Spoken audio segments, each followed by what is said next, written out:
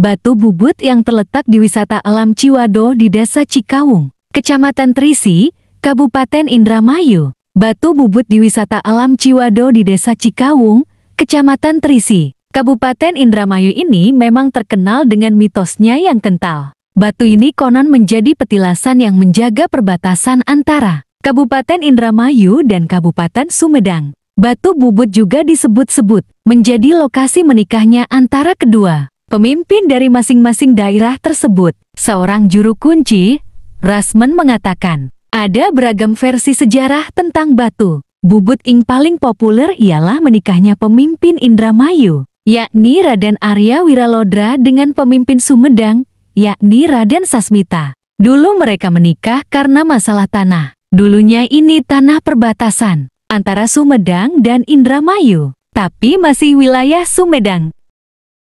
Rasman menjelaskan, pernikahan itu hanyalah rekayasa, berdasarkan cerita turun-temurun dari para leluhur.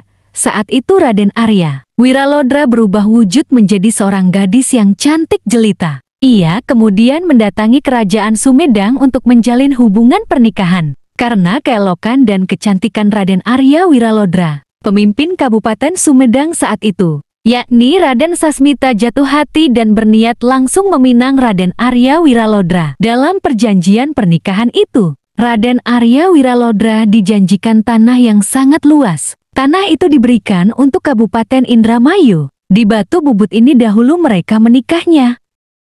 Lanjut Rasman, pada saat malam pertama setelah menikah, Raden Arya Wiralodra kembali berubah wujud seperti semula. Ia kembali menjadi laki-laki. Makanya Dharma Ayu, Dharma Kumus adalah artinya jati wong ayu cuma sebentar, ujarnya. Dalam hal ini disampaikan Rasman, meski merasa tertipu, namun Raden Sasmita tidak meminta kembali mas kawin berupa tanah yang sudah dijanjikannya itu.